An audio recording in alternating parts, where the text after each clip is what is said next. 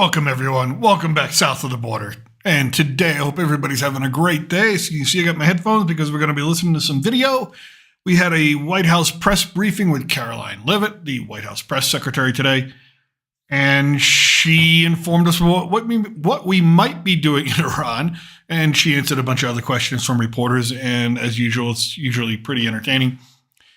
Pretty informative for, let me straighten out this camera here a little bit. Straighten it out. Hey, here we go. I'm straight. All right. A direct quote from the president, which many people are trying to interpret, and I'll try and interpret it my way as well, as to what he's thinking about Iran and the Middle East. I know there's a lot of people on one side to say, let's not go to war. And a lot of people saying, let's hit them. It's a historical moment. I just never want to go to war for, unless it's the right reason. And I'm not sure this is the right reason, right? Israel seems to be doing pretty good on their own. But there's even a report. There's a false report out there coming out of England, by the way, saying that the president doesn't want to go with the bunker busters because the military says they won't work and that you have to use a tactical nuke. And that has been debunked, that is not the case. I hope to God we don't use a tactical nuke. Jesus Christ, what would we be thinking? Oop, let me put my chair up here. Get a little closer to my mic. So, but let's get into it. Let's get to the press briefing. Oh, I did that wrong. And yep. And this is directly from the White House feed. So let's see here. Oh, here she is. Good afternoon, everyone. Good afternoon, Caroline. President Trump's powerful efforts to secure our homeland are working. According to newly released numbers, last month, Border Patrol saw a 93% decrease of illegal aliens crossing the southwest border between ports of entry from May 2024 under Joe Biden, when they encountered more than 117,000 illegal aliens. And this particular statistic is absolutely astounding. In the month of May, under the Trump administration, 0 illegal aliens were released into our country by Border Patrol. Let me say that again. Not a single illegal alien was released into the interior of the United States. They're all hanging out in Mexico. I know, I've seen them. Administration. They're all here. Let's contrast that to Joe Biden's failed leadership, where immigration officers were wasting their finite time and resources processing dangerous illegal aliens for release into the United States. President Trump immediately terminated that reckless Biden-era practice that undermined the rule of law, jeopardized public safety and our national security, and diverted critical resources away from stopping deadly drugs and violent criminals from entering our country. That's the reason why not a single illegal alien was released into the interior of the United States in the month of May. And as a result, we now have a border that is reaching unprecedented levels of operational success. The efforts by President Trump to stop the illegal immigrant invasion and secure the border in a short amount of time represent one of the greatest achievements by a presidential administration in the history of our great country. With illegal entries being overwhelmingly halted, the Trump administration is dramatically ramping up efforts to arrest. She's a great press secretary. I'll just give you that. I mean, she does what she's supposed to do in the job. She spars with reporters. She's not as good as Kayleigh McEnany when she was the first Trump. Yeah, she's the GOAT. She's becoming close. She's certainly better than KGP, Karine Jean-Pierre from the Biden administration. But let's continue. And deport all of the millions of criminal illegal aliens that Joe Biden let into our country over the past 4 years. Joe Biden! President Trump has directed all of our ICE officers to do everything in their power to carry out the single largest mass deportation operation in history. Illegal criminals who are hiding in America's largest so-called sanctuary cities will be increasingly targeted for removal. Radical Democrats will no longer be allowed to shelter illegals who threaten public safety as part of their cynical efforts to expand political power, drain the American taxpayer, and artificially lower wages and steal American jobs. Oh, wait. Wow. Looks like the Donald was, he's on true. Wow, what do we got here? Our nation's ICE officers have shown incredible strength, determination, and courage as they facilitate a very important mission. The largest mass deportation operation of illegal aliens in history. Every day, the brave men and women of ICE are subjected to violence, harassment, and even threats from radical Democrat politicians. But nothing will stop us from executing our mission and fulfilling our mandate to the American people. ICE officers are herewith ordered, by notice of this truth, to do all in their power to achieve this very important goal of delivering the single largest mass deportation program in history. Well, I guess he's using Truth Social now to give out orders. That's awesome. Cool. All right. In order to achieve this, we must expand efforts to detain and deport illegal aliens in America's largest cities, such as Los Angeles, Chicago, and New York. Well, those are the three largest cities, where millions upon millions of illegal aliens reside. He's not lying. These and other such cities are the core of the Democrat power center, where they use illegal aliens to expand their voter base, cheat in elections, and grow the welfare state, robbing good-paying jobs and benefits from hardworking American citizens. These radical left Democrats are sick of mind, hate our country, and actually want to destroy our inner cities. And they are doing a good job of it. There is something wrong with them. That is why they believe in open borders, transgender for everybody, and men playing in women's sports. And that is why I want ICE, Border Patrol, and our great and patriotic law enforcement officers to focus on our crime-ridden and deadly inner cities.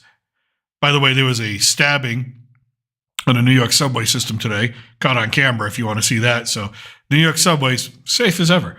And those places where sanctuary cities play such a big role. You don't hear about sanctuary cities in our heartland, because there are none. There just are none.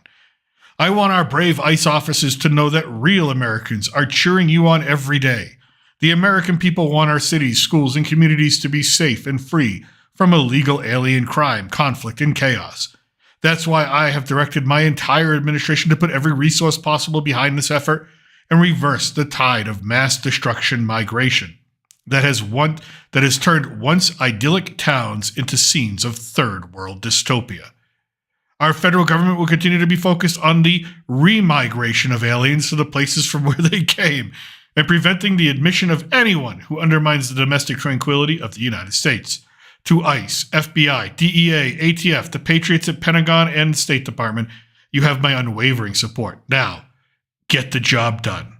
DJT. Oh, all right. Well, he had his coffee this morning. Well, he doesn't drink coffee. He had something this morning. Police officers are courageous heroes, upholding the rule of law and keeping our citizens safe. And they have the full and unwavering support of this president. In economic news, President Trump's pro-growth agenda is delivering for the American worker.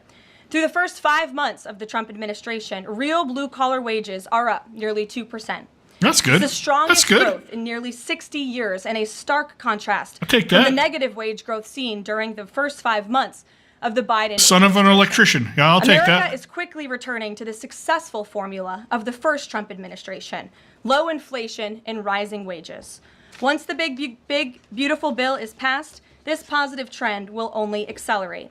Senate Republicans are continuing to push this. By the way, I'm worried about some of the things in the big, beautiful bill. We've talked about them. But one of the things I'm worried about is I was really a big fan of the no tax on tips and no tax on overtime. Not that it affects me, right? I don't do anything for tips right now, and I don't do overtime. I'm kind of semi-retired, right? But I used to do overtime. But now what the Republicans in the Senate are trying to do is cap that. Instead of just blanket it, saying just you can't tax tips and you can't tax overtime, they're trying to make it tax deductible. And that's the new Republican bill. If you read it, that's the compromise they're going for. I'm not too crazy about it. They're saying, listen, if you make X amount of tips in a year, it's tax deductible. After that, it can be taxed. If you make X amount of overtime in a year, it's tax deductible. After that, you can tax it. So I'm not sure how Donald Trump is, he's the art of the deal, the compromise, right? He might say, okay, I'll take that, right? But I was looking forward for generations to come before me, my kids' generation, my grandkids, to see those type of things not get taxed, because everybody at some point in time works a hell of overtime. And at some point in time, we all take a job being a waiter, right? I knew I was. Chuck E. Cheese, by the way. That's where I was a waiter. And actually, I was Chuck E. Cheese, but that's a story we're not going to tell today. All right, back to Caroline. Critical legislation forward. The One Big Beautiful Bill will drive growth and supercharge the American economy. The Council of Economic Advisors found that the One Big Beautiful Bill will raise take-home pay by nearly $14,000 for a year for the average family of 4. I'm not sure what the formula is, but I'll take it. The One Sure. Big All right. Beautiful bill will increase wages as much as $11,000 for the average worker in America. The One Big Beautiful bill expands. I'm sorry. If that happens, if that actually happens in reality, it comes even close to that. Friggin' sorry, done, Democrats. You can't ever argue with an economic plan from a Republican ever again. I mean, if he pulls that off, if he's able to maneuver that and raise wages and take home pay like that, Jesus. But again, the Council of Economic Advisors are his advisors. They're not a separate entity. They're his advisors. So take it with a grain of salt. Expands the child tax credit and makes it permanent for more than 40 million families with children. Thank freaking God. And the bill will deliver no tax on tips, no tax on overtime, and substantial tax cuts for our incredible seniors. Simply put, the One Big Beautiful bill is a massive win for middle-class Americans. When nearly 80 million Americans sent President Trump back to this White House, they were doing so expecting these popular policies to be enacted. Republicans in Congress have a mandate to deliver. And President Trump demands they send this historic bill to his desk for signature by Independence Day, July 4th. The American people are fully behind President Trump. That ain't happening. According to brand new polling from insiders. That's not happening. That's just the Senate doesn't move that fast, and there's too many issues right now. That ain't happening. I mean, we want it to happen, but that ain't happening. Advantage, a clear 54% majority of Americans approve of the job President Trump is That's doing. crazy. That's because this president is keeping his promises. I mean, no president has had that kind of approval rating to improve their lives. at this point in time in this bill his presidency. will help fulfill a number of President Trump's core campaign promises. Now, regarding the ongoing situation in Iran, here we go. I know there has been a lot of speculation amongst all of you in the media regarding the president's decision-making and whether or not the United States will be directly involved. In light of that news, I have a message directly from the president, and I quote, "Based on the fact that there's a substantial chance of negotiations that may or may not take place with Iran in the near future, I will make my decision whether or not to go within the next 2 weeks." That's a quote directly from the president for all of you today. So we'll kick it off for questions here. All right, let's kind of break that down. Let's listen to that again. Directly from the president, and I quote, "Based on the fact that there's a substantial chance of negotiations that may or may not take place with Iran in the near future, I will make my decision whether or not to go within the next 2 weeks." Within the next 2 weeks. Not he's giving them 2 weeks. Not okay. So it's not that he's giving them 2 weeks. He's saying he could be making a decision today. He could make a decision tomorrow. But 2 weeks is an odd time frame. Maybe Iran wants to get a deal done. Maybe they want to come to the White House, which I would never allow them into the White House. But 2 weeks sounds like enough time for the military to plan something. So is this a ruse? Is he playing both sides, which is smart? I'm not saying it's not smart. I'm not complaining about it. And I'm all for not sending our military into harm's way for another country. But that exact quote, within 2 weeks, there's a chance at diplomacy. Well, there's always a chance at diplomacy, but it's up to Iran. And the Ayatollah just spoke yesterday and really wasn't too happy with anything, and he didn't make it think there was any chance for diplomacy. So 2 weeks is a very odd time frame. It really, to me, it sounds like, yeah, I'll give you 2 weeks. And that's just him saying, I need 2 more weeks to get my military ready to do what it's going to do, to get assets in place, to get certain coordinates or certain just operational logistic things done. And then again, maybe he really is trying to reach out and say, hey, the old saying from Obama, we will extend our hand in friendship if you unclench your fist. I remember when he said that at the UN, but Iran never unclenched their fist. Okay, well, let's get back to it.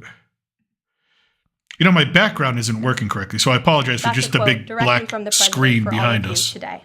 So we'll kick it off for questions here in our new media seat. We have Eli Lake from the Free Press. Eli, go ahead. All right, questions. Let's go.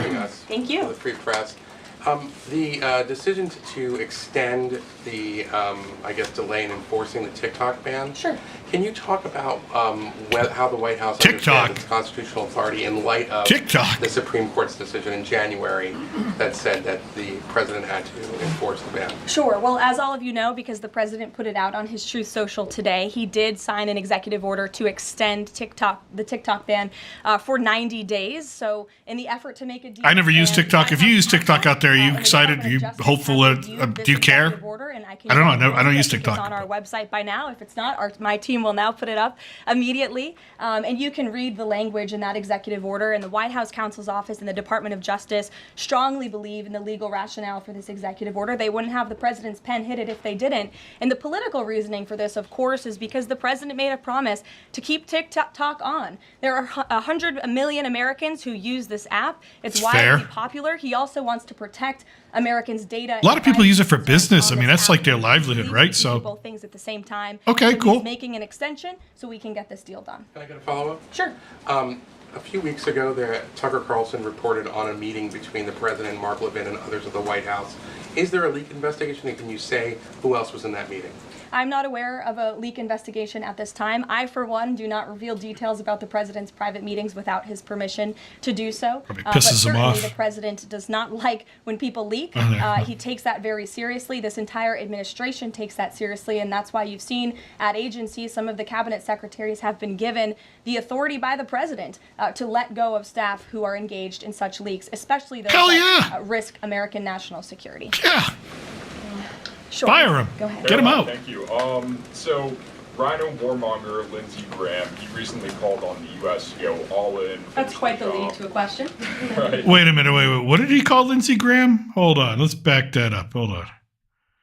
One, do not reveal details about the We're president's gonna back private up. meetings What did he call it? without Did he his call him a permission to do warmonger? so. But certainly the president Warmonger does not Lindsey like Graham? when people This is the leak. White House He takes that briefing very room, man. Come seriously. on. This entire administration takes that seriously, and that's why you've seen at agencies some of the I'm not a cabinet Lindsey secretaries Graham have been supporter or given fan or the authority by outright the zealot, president, to let go of staff who are engaged in such leaks, Come on. especially those that risk American national security. All right, let's listen now. Sure. Go ahead. Caroline, thank you. So, Rhino warmonger Lindsey Graham, he recently called on the Rhino, Republican in name only. Rhino warmonger Lindsey Graham. Okay. U.S. to go all in. That's quite the lead to a question. Right. What's your message to everyday Trump supporters? Not the Tucker Carlsons or other big names, but everyday Trump supporters, grassroots who voted for President Trump to stop the wars, rejected this in the primary, going into another war with voting against Nikki Haley, and they want to see non-U.S. involvement in this war. What's your message? Trust in President Trump. President Trump has incredible instincts, and President Trump kept America and the world safe in his first term as president. Can't argue with that. Implementing a peace through strength foreign policy agenda. Can't argue with that. With respect to Iran, nobody should be surprised by the president's position that Iran absolutely cannot obtain They a really nuclear can't. weapon. He's been unequivocally clear about really this for can't. decades, not just as president, not just as a presidential candidate, but also as a private citizen. In fact, I have some quotes for you. In 2011, President Trump said, "America's primary goal with Iran must be to destroy its nuclear ambitions. We cannot allow this radical regime to acquire a nuclear weapon that they will either use or hand off to terrorists." By the way, that's been the position of every U.S. president since Clinton. It's just been, he's not saying anything different than any other U.S. president since Bill Clinton. So. In 2015, the president said the problem is that Iran poses an existential threat to Israel, our Middle Eastern allies, and the United States. And of course, the president has repeated that in his first term as president and his second term as president as well. That's why he was adamantly opposed to the disastrous Iranian nuclear agreement that was implemented by President Obama. And it's why he has given great latitude and given a lot of effort to achieving a diplomatic solution. But he's been very clear. Iran went for 60 days when he gave them that 60-day warning without coming to the table. On day 61, Israel took action against Iran. And as I just told you from the president directly, he has he will make a decision within 2 weeks. A follow-up. Within Go ahead, Natalie. 2 weeks. Thanks, Caroline. He's made Can you his mind confirm up whether already. Steve Witkoff I has think he's been made in it. touch with the Iranian foreign minister, and does Witkoff plan to go to Geneva tomorrow for talks? I am not tracking that on Mr. Witkoff's travel schedule, but I can certainly check in with him to be sure. As for correspondence between the United States and the Iranians, I can confirm that correspondence has continued. As you know, we were engaged with 6 rounds of negotiations That's good. with them, in both indirect and Not like direct they ways. can't get out of Thanks, Iran. Janet. Just to clarify the president's statement just now, when he says that he'll make a decision in the next 2 weeks, is he saying that if Iran does not come back to the negotiating table within the next 2 weeks, that the president will strike? The president is saying that he will make a decision whether or not to go within the next 2 weeks. It's very clear and direct. And is he seeing any signs of progress? He obviously is holding out hope for negotiations, but is he seeing any inklings of progress that give him that hope that talks Iran are just still bombed an possible? Israeli That's why he hospital said in today, the so statement that I no. just read for all of you, based on the fact that there's a substantial chance of negotiations that may or may not take place with Iran in the near future, he will make that decision within the next 2 What weeks. makes him think there's still a substantial chance, is my question. I'm not going to get into the reasoning and the rationale the president believes. He believes there's a substantial chance because Iran's getting the shit kicked out of him right now. And Iran's thinking to themselves, we want to remain who we are. We want the supreme leader to remain the supreme leader. How do we salvage this? That's what Trump is looking at. That's the choice, right? It's deal or continue to get your ass handed to you, and then maybe even get your ass handed to you by the United States. So it's not a good position to be in for Iran. That, but that's his position, and he will make a decision within the next 2 weeks. Caroline. Sure. Thanks, Caroline. President Trump has said previously in regard to Russia, he's used this phrase about Russia. 2 weeks several times in terms of like, we expect like a 2-week deadline and then you give another 2-week deadline. How can we be sure that he's going to stick to this one on making a decision on Iran? Well, in those deadlines, as you've seen in respect to Russia, Ukraine, might I add, these are 2 very different, complicated global conflicts, as you know, that the president inherited from our previous incompetent president and the weakness of the previous administration. And the president has spent a tremendous amount of time and effort cleaning up these crises that were caused by the last administration's just complete dereliction of duty on the world stage and American weakness. Now we have American strength again. With respect to Russia and Ukraine, was harsh. because of that American A strength little on the nose. and the president's leadership, we have seen these 2 sides engage in direct negotiations. And the last time the president said 2 weeks, you saw Russia and Ukraine have direct negotiations for the first time in years. And They so did? the president is always interested in a diplomatic solution to the problems and the global conflicts in this world. Again, he is a peacemaker in chief. He is the peace through strength president. And so if there's a chance for diplomacy, the president's always going to grab it. But he's not afraid to use strength as well, I will add. Francesca. Thanks, Caroline. What exactly would a deal with Iran need to entail? No enrichment of a uranium, and it would Why do they ask these stupid questions? I mean, it's been pretty clear. It's been repeated over and over and over again. They can't have a nuclear weapon. They can't enrich uranium. They can't have a nuclear weapon. That's the deal. Whatever else is after that's all we're asking. You just can't have a nuclear weapon. Can't enrich uranium. You're probably going to have IEA inspectors or UN inspectors or whatever inspectors, but that's the deal. That's it. absolutely not. Iran is not absolutely not able It's a dumb question. to achieve a nuclear weapon. The president has been very clear about that. And by the way, the deal that Special Envoy Witkoff proposed to the Iranians was both realistic and acceptable within its terms. And that's why the president is sent that deal to them. To follow up on what you told Natalie, are the talks that the United States is currently having with Iran direct, or are those through intermediaries? And if so, which countries are acting as the intermediary right now? Out of respect for the ongoing discussions and negotiations, I am not going to get into the details of them. We've provided you confirmation for now. Go ahead. Sure, and then behind you too. Oh, okay. Sorry, so thanks. Sorry. On the topic of negotiations and talks, does the president have any hopes or specific expectations for the talks tomorrow? We had a dress for the European foreign secretaries briefing and their room. Iranian counterparts? Jean shirt. Well, certainly the entire world is on the president's side when it comes to the fact that Iran cannot obtain a nuclear weapon. This is something that pretty much all of humanity, except for the Iranian terrorist regime themselves, agree upon. And so the president expects that Europe will deliver that message directly to the Iranians. Why does President Trump believe that this 90-day extension on TikTok will provide more We're back to runway TikTok? perhaps than the previous extensions that haven't led Okay. to a divestment deal? Because it's more time to make a good deal. Simple question. Dasha? Thank you so much. I know things are going. She's so flippant right now. sometimes. The president wants maximum optionality. Is the possibility of the U.S. getting involved in regime change in Iran at all on the table at this point? No. And No. The president's top priority right now is ensuring that Iran cannot obtain a nuclear weapon. President Trump has made it very clear in the past on campaign trail and regime changes. You don't know. That's getting into a problem that we don't need. No, he doesn't want that. That's where you get into forever wars like Iraq. In providing peace and stability in the Middle East. And on Medicaid, Caroline, Sure. the Senate put forward Medicaid provisions, particularly a lower cap on state provider taxes that hospitals have said would lead to mass closures, particularly in rural communities.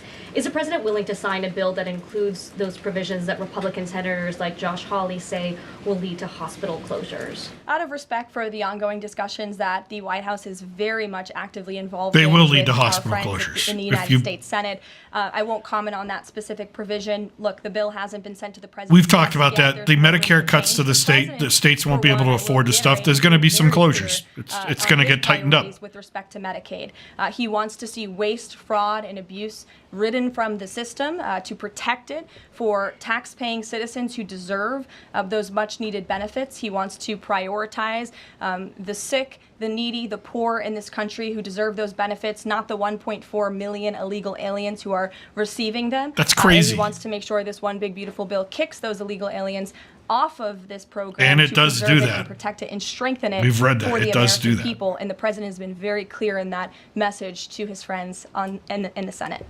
Jackie. Thank you, Caroline. Sure. Logistically, if the Iranians are getting to Geneva, does that mean they've found a way to get to the White House? I am not going to get into hypotheticals, but as you Don't heard let them from in the White president House. yesterday, they have You don't let expressed those bastards in the doing White so. House. They don't deserve to be in the White The House. president to come to the aid of Israel. There's a lot of pressure on him to finish the job with force. How is he balancing the concern that if he doesn't choose to do that, that it would send a message to Xi Jinping about the U.S. commitment to Taiwan? Well, the president enjoys a very respectful and cordial relationship with China's president. He has long maintained that, even in his first term. And China and the United States share many strategic interests, both in terms of economics and also, of course, global affairs and foreign policy as well. However, when it comes to balancing these different viewpoints, A report that no one's really seen because it really hasn't been reported in the American news is that China has sent 3 huge cargo planes, and they've been tracked on radar from China, one taking off from Shanghai, 2 taking off from other ports, to the border of Iran. As they landed, these are the type of planes that will carry military equipment. We don't know what's on those planes, but other than that, we know that the planes left. They were supposed to go to Luxembourg. They never really came anywhere near close to that, and then they turned around. So I don't know what China's up to, but I don't think it'll be interesting to see. president is balancing a lot of viewpoints, and he is listening not just to other world leaders, but to his advisors and to people here in the country and the American people too. And I think that's what makes this president such a great leader, is his ability to listen and make a good decision on behalf of the American public based on his instincts and his experience. Don't forget, this is a president who was here before, and the world was a much more peaceful and stable place when he left office than when he came back in after the past 4 years of complete incompetence by the previous president. Philip, go ahead. Thank you, Caroline. 2 quick questions. When the president says Iran is very close to a nuclear weapon, is he relying on U.S. intelligence or intelligence sharing from an ally to make that assessment? It is a fact, and the United States government maintains this fact, that Iran has never been closer to obtaining a nuclear weapon. And then if the U.S. were to take some type of military action, would the president go to Congress to seek war authority? I'm not going to engage in hypotheticals. I gave you the statement from the president. He'll make a decision within 2 weeks. Thank you, Caroline. There's some debate. If he just does an airstrike, does he really need to get Congress's approval? There's some debate in that, right? If he puts boots on the ground, he's going to need Congress's approval, right? That's the War Powers Act. But the other part, like how close are they? First of all, they're pretty close because the IAEA, the actual agency for the world that monitors this stuff, that has been no friend to the United States and no friend to Israel in the past, for the first time came out and said, yeah, they're in violation of their treaties and their obligations. They're looking for a nuclear weapon. They're trying to enrich uranium. And they had all the reports and all the receipts. So I don't know why that's even continuing to be a question. Who cares whether it's 2 days, 3 days, 10 days, a month? Like, what are we supposed to do? Like, I guess what's far enough away for people to care, right? I mean, it's like, okay, they're a year away. All right, we won't do nothing because they're a year away. I get, again, this whole idea of what the timeline is and how close they are. At this point in time, they're trying to get one, right? They're in the position to build one. And some say it's just because the supreme leader hasn't told them to put it together yet that they don't have one. So the whole idea of a timeline, it just seems stupid to me. Sure, go ahead. Thanks, Caroline. Mary and then Elizabeth. 2 questions, one on Iran and then the second on something Jasmine Crockett said this morning.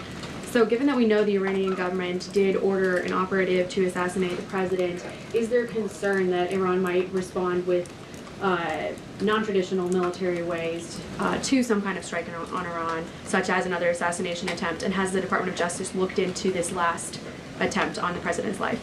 I believe Secret Service and the FBI have looked into the 2 assassination attempts that took place against the president, both of which were sad days in our nation's history. So I would defer you to the Department of Justice on where those investigations stand. But as for your question regarding Iranian retaliation, I'm not going to engage in hypotheticals again, but I can assure the American public and the world that this administration is prepared and ready to defend American interests and assets, not just in the region, but here on our homeland as well. Thank you. And then really quick on Jasmine Crockett, she said, I believe, that Jasmine Crockett, this Trump supporters lunatic, are mentally ill before calling for bipartisan support against the president. Jasmine Crockett, Democrat from Texas. Trump supporters are mentally ill. I guess I'm mentally ill. I don't know. I don't know. I mean, I'm getting older. Maybe the dementia's setting it. I don't know. Yeah, maybe Alzheimer's. I don't know. But if you're out there and you're a Trump supporter, according to Jasmine Crockett, rising star in the Democratic Party, and that's how bad the Democratic Party is right now, you're mentally ill. Do you care? No, we don't care. It's just that's all they got is names. Names, call us names. Can you respond to that, especially considering she's a rising star in the Democrat Party right now? She is a rising star. It's quite something to behold, actually. I hope that she continues to be a rising star for the Republican Party, at least. I think it's incredibly... Let me just stop this one more time. It's like people like Jasmine Crockett who say these, and then you got Ilhan Omar who tells that the United States is worse than Somalia. It's not that these people are in Congress. Like, that's not what amazes me anymore. What amazes me is that there's a group of people somewhere in these states, Texas and Minnesota, and in other places we look at some people that shouldn't, right? On both sides too, that just go, yeah, we're going to elect this person. Like, yeah, this is our best choice. Like, they keep electing him. Derogatory to accuse nearly 80 million Americans of mental illness. The last time I checked, Jasmine Crockett couldn't dream of winning such a majority of the public as President Trump did. And the America First movement. Do I get to choose my mental illness? Because hardworking patriots, the forgotten men and women, business owners, law enforcement officers, nurses and teachers, and middle America, as we all know, from where you all grew up, outside of this beltway. That's who makes up this president's movement. And Jasmine Crockett should go to a Trump rally sometime and she can see it for herself. Jennifer. One on North Korea and one on China. Sure. On North Korea, they launched some rockets into the ocean today. Rocket Man. What does the White House make of that? Do you read any meaning into that? Yeah, he's testing rockets. That's what he's doing. And then on China, do you have any reaction to Xi Jinping's offer of intervening in Iran diplomatically? And are you seeing any signs that China would get involved militarily to support Iran? First of all, China, yes, they want to get in diplomatically. You know why? Because they get a lot of cheap black market oil from Iran because it's sanctioned, right? Those two are intertwined economically, especially, China they're feeding their economy off a lot of oil coming from Iran. The idea that the United States could have, or Israel could have, a much greater hold over what's going on in Iran or in those oil fields scares the bejesus out of Xi Jinping. So yes, he wants to be involved diplomatically. So his phone, he's just calling Trump. He's just cold calling Trump all the time. Can I get involved? Can I get involved? Can I help out? Can I help? Because he's like, hey, I need my oil. Iran. I don't believe we're seeing any signs of that at this moment in time. As for Xi Jinping's offer, I will leave it to the president to respond to that himself. As for your question about North Korea, we are monitoring the situation. The Trump administration is in close contact with our new South Korean counterparts as we work together to deter our adversaries and preserve a free and open Indo-Pacific. And no matter where, our adversaries and our allies alike know that President Trump will not tolerate threats against our interests on his watch, even as he works to resolve the wars that he inherited. Question. Alex, go ahead, and then I'll come to you. Thank you. Is the president concerned about the economy if farms and hotels, etc.? He's always is he concerned about the economy? Always concerned about the economy. That's on his mind every day. He wakes up, he checks the markets, he checks wage growth. As I pointed out, it's a record high today for middle class and American workers. So the president's is the president concerned about the economy? Literally, I don't know what it is. Like, what do you need to become a White House press reporter? Like, that's the question you come up with. Is the president concerned about the economy? No, he can give a shit. He doesn't care. always wanting to ensure that we have a strong and robust economy for the American people and worker, and we do. As for the specific concerns regarding jobs, look, the president has made it very clear we need to remove public safety threats from the interior of our country, and that remains the focus and the priority of this administration when it comes to deportations, no matter where somebody works. If they're an illegal alien rapist or murderer that was allowed into this country in the past 4 years by this administration, the American people want those types of criminals to be deported. Unless you from our live in country, California. and that's what the president is backing Or us to Chicago, do. or New York, then you like those people. There was an apparent skirmish between the Chinese and the Philippines in the South China Sea. Just curious if you had any reaction to that, and if the steps you're taking towards the Middle East right now are reducing your capacity to deal with that situation. I believe that happened as I was preparing and coming out here, so we'll get you a response to that. Certainly we have one, and our teams are always monitoring situations all around the globe. Okay, and then one more just on Iran. Just over the past 24 hours, we've seen some Israeli strikes on Natanz, Isfahan, and Kondab nuclear facilities. Is there any assessment just of how effective or what the result of those strikes will be?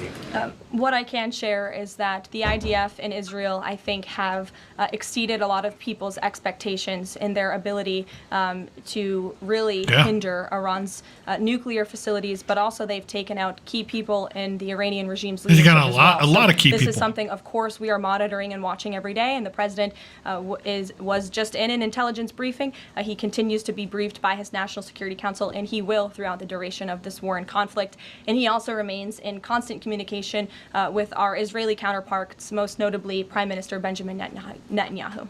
Kristen. Thank you, Caroline.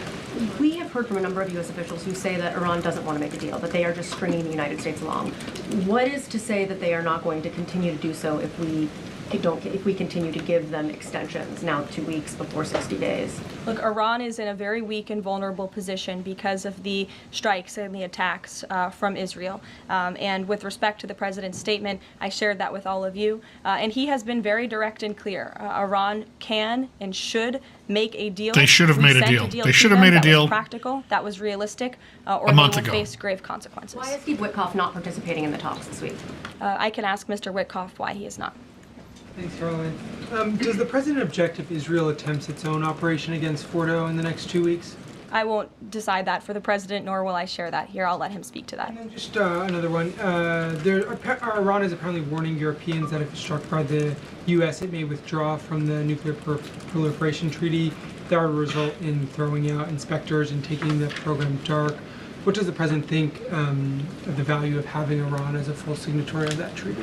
Well, that's reckless rhetoric, but I understand the Europeans are meeting with the Iranians tomorrow, so we'll see how that meeting goes. He's talking about the 1970 Non-Proliferation Treaty, which most countries are signed on to, saying, hey, we won't build, make, sell, try to buy nuclear weapons, proliferation.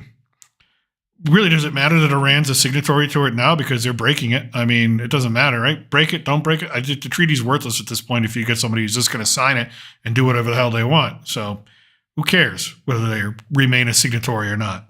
One more on Juneteenth. Does the president plan to commemorate the holiday today? I forgot it's Juneteenth. I'm not tracking his signature on a proclamation Maybe today. I know this is a federal holiday. I want to It's a thank federal all of you holiday. for showing up to work. We are certainly here. We're working 24/7 right now. Nikki, go ahead. Actually, that was my question. Will he plan to mark Juneteenth in any way, either No. today or with an event? He could later care on less in the about next week? Juneteenth. I just answered that question for you. Go ahead. Thank you very much, Caroline. The fact that this president is giving some time and space for diplomacy, another 2 weeks, does it mean that the president is trying his best to avoid a direct conflict with Iran? I think the president has made it clear he always wants to pursue diplomacy, but believe me, the president is unafraid to use strength if necessary. And Iran and the entire world should know that the United States military is the strongest and most lethal fighting force in the world, and we have capabilities that no other country on this planet possesses. Owen. Caroline, good afternoon. The Supreme Court, as you know, has upheld Tennessee's ban on transgender medical procedures for minors, puberty blockers. We talked about this yesterday. Yes, the Supreme Court has upheld. If you're a minor in Tennessee, no puberty blockers for you because you're transgender. No puberty blockers or surgeries or mutilations for you because you have gender dysphoria. Nope. It's illegal. The Supreme Court has upheld it, and you'll see other conservative states and other states soon to follow. So, they also basically, Justice Thomas said, transgender individuals, they're not a protected class. Amy Coney Barrett, in her decision, said they're not a protected class. They do not require protection under the law. So, it's an interesting decision. You should read it. Hormone therapy, etc. The White House reaction to that, please. It's a huge victory for It's a America's huge loss to children, and Dems. It's obviously something this administration believes strongly in, that young minor children should not be allowed to be subjected to chemical castration and mutilation. The president himself has taken very strong orders, or has signed very strong executive orders on this, and we are grateful for Tennessee's efforts to protect our children, and we are grateful the Supreme Court ruled on the side of the law, but also on the side of protecting America's innocent children. Elizabeth, go ahead. Sorry, I skipped you earlier. Thank you so much. Secretary of State Marco Rubio announced new vetting procedures on student visas. Will this serve as a model for vetting other foreign visas? For all foreign visas, yes. As you know, the president signed an executive order. I think it was one of the first he signed in the first week. January to strengthen 20th our or vetting 21st. requirements in our vetting system here in the United States for all visas. He directed the Secretary of State to do that. There was a pause in some of that vetting, as you all know, recently, especially with respect to students from some certain countries. But So there's going to be restrictions on student visas now. Harvard won their suit, but it's going to go to the Supreme Court. We talked about that, posted a video on that. But Trump is going to win that easily.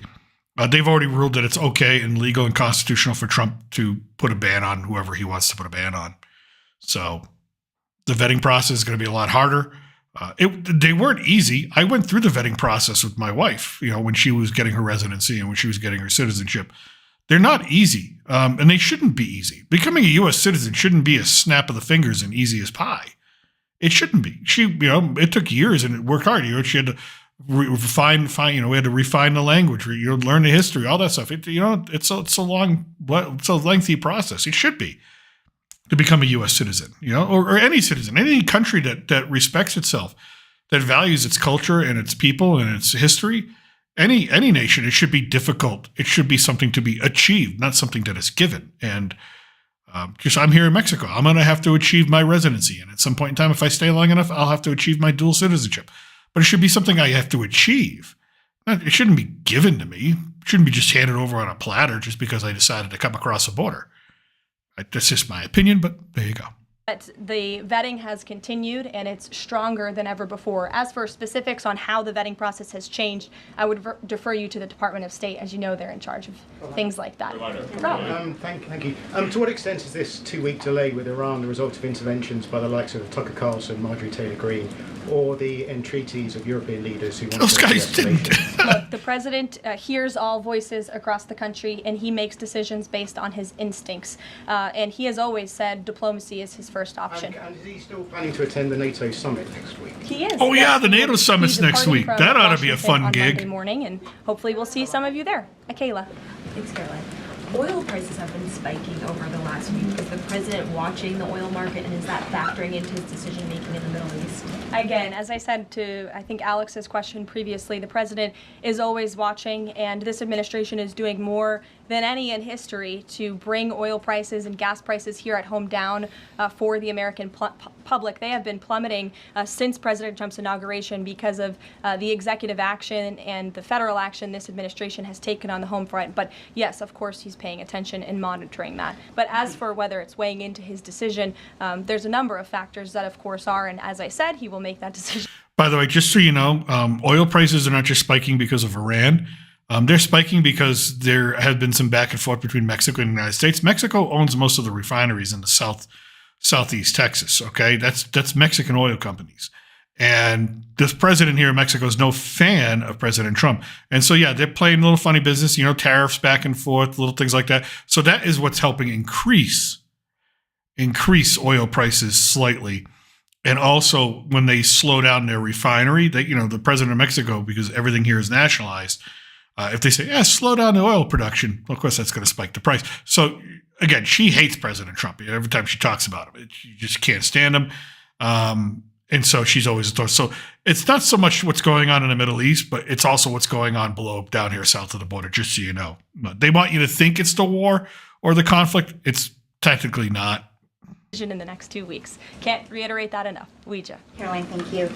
With regard to a potential deal, Iran has said it will not negotiate under duress. Does the president believe there should be a ceasefire in these next 2 weeks as the U.S. tries to broker a deal? That's not what he said in the statement he dictated to me, so I won't get ahead of the president or add anything additional. He didn't say that. He said 2 weeks, within 2 weeks. And just to follow up on how close Iran is to a nuclear weapon, can you clarify when the president said a few weeks away, did he mean obtaining enough enriched uranium to start building a weapon, or did he mean Iran is a few weeks away from completing the production of a weapon? I'm glad you asked that, Ouija. It's an important question, and it's one, frankly, the media has been getting wrong. Let's be very clear. Iran has all that it needs to achieve a nuclear weapon. All they need is a decision from the supreme leader to do that, and it would take a couple of weeks to complete the production of that weapon, which would, of course, pose an existential threat, not just to Israel, but to the United States and to the entire world. And the supreme leader, the Ayatollah, has stated publicly it's anathema. It's against Islam. It's one of the great sins against Islam to have a nuclear weapon.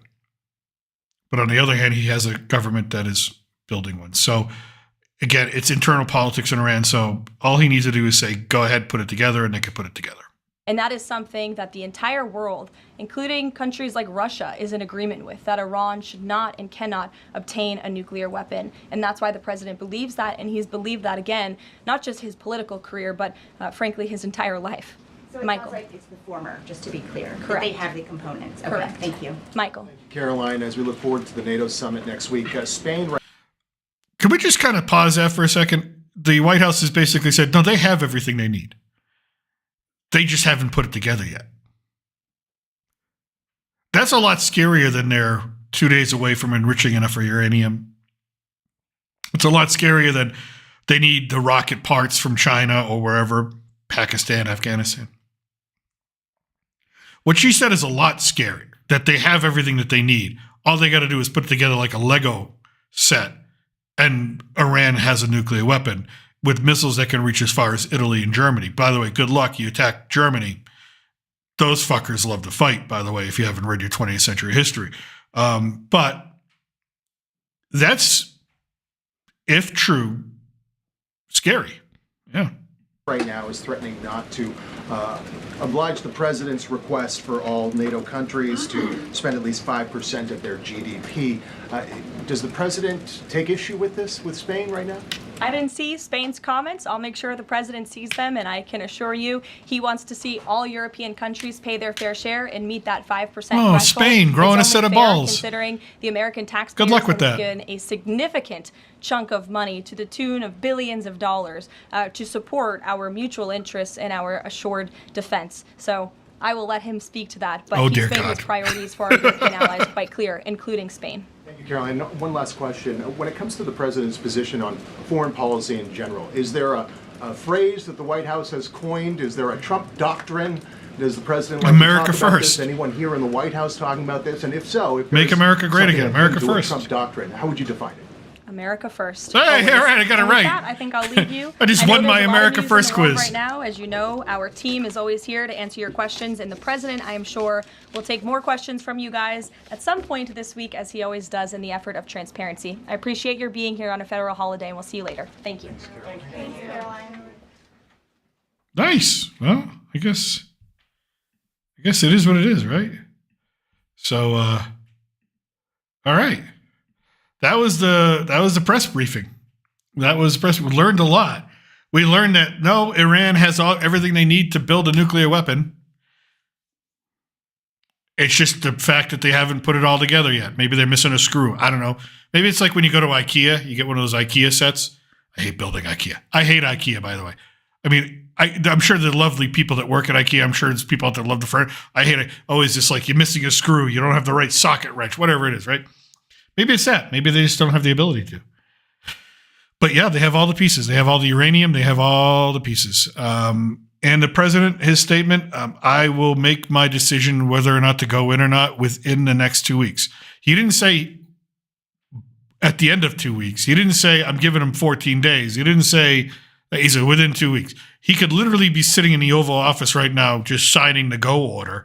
But again, to me, when he says 2 weeks, it sounds like the military needs to. It sounds like Secretary of Defense Pete Hegseth and the Chiefs of Staff said, give us 2 more weeks to have some things in place just to make sure. And I think that's what it sounds like to me. Meanwhile, if you're Iran, you've got 2 weeks, or you've got a ticking clock. You don't even know if it's 2 weeks. And hell, you want to, again, I would not invite these people to the White House. All they've done is kill Americans for the last 40, 50 years. All they've done is decry the death of America, try to kill as many American soldiers, many American citizens as possible. I would not invite these people to the White House. See them in a neutral site, Switzerland, whatever. I don't care. Just to see them in the White House. Just no, thank you. No, thank you. But that's the White House press briefing. I hope you enjoyed that. I will be back later on tonight. We got some other things cooking, some other stories cooking. But from south of the border, I'm still your reluctant gringo. Salut, a huevo. I hope everybody stays safe out there and has a good time and enjoys their day. Bye-bye.